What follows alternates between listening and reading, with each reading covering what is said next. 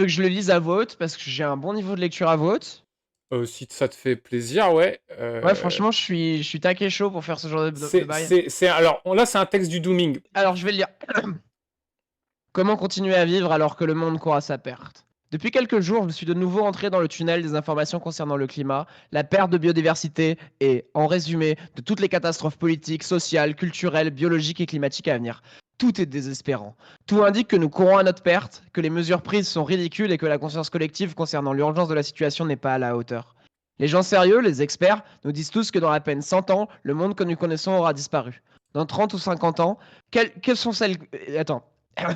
Dans 30 ou 50 ans, qui sait quelle vague énorme de migration, de maladies, de catastrophes naturelles, de famines vont bousculer nos sociétés? On voit dès maintenant les prémices de ces changements. On a déjà atteint les 1,5 degrés que nous étions fixés comme limite. Tout le monde considère déjà que c'est foutu d'ailleurs.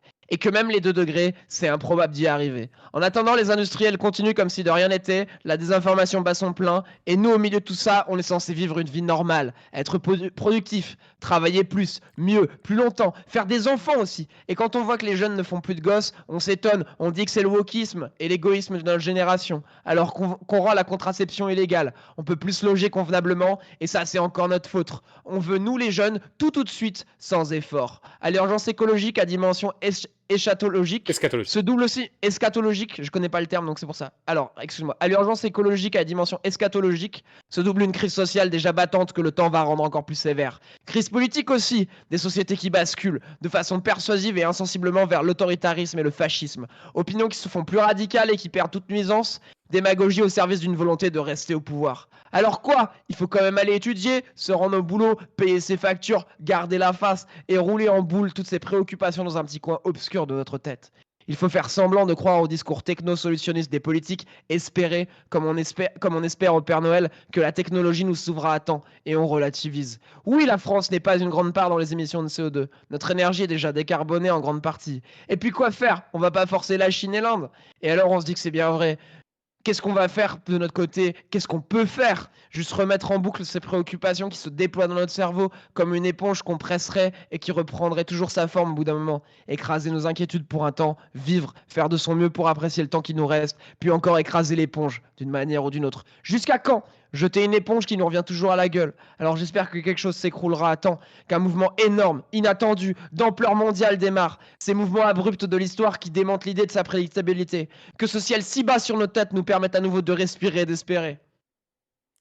Putain, le man et la personne qui est derrière là est dans un dooming, mais moi c'est ce que j'aime, c'est-à-dire c'est un dooming de vengeance, c'est un Ouais, il y a un dooming de Dooming rêve. qui, face au Doom, on sort le Doom, quoi. Mais le Doom version Doom Slayer à base Ouais. tu shootes des démons. Et la réponse qui a été mise et que je trouve qui est très bien, c'est comme dans les grandes histoires, monsieur Frodon.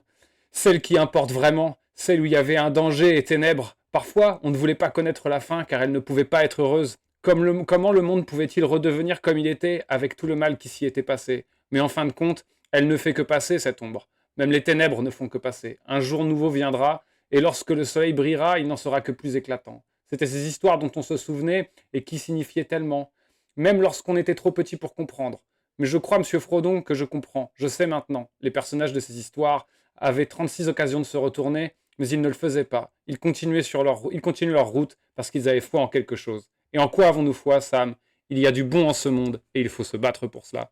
Putain, et merci que l'Heroic Fantasy nous fasse bander Putain, encore, quoi. Tolkien, il a dit de la merde, c'était un peu un raciste, mais Sam Ouais. le rattrape pas mal. Et il y a la phrase de Gandalf dans la Moralia aussi qui vient. Voilà, pour commencer cette année, Ouais. pour revendiquer le fait qu'on va plus loin dans le dooming, mais aussi plus loin dans... Peut-être quelque part, on ne lâche pas la lumière au fond des ténèbres du doom.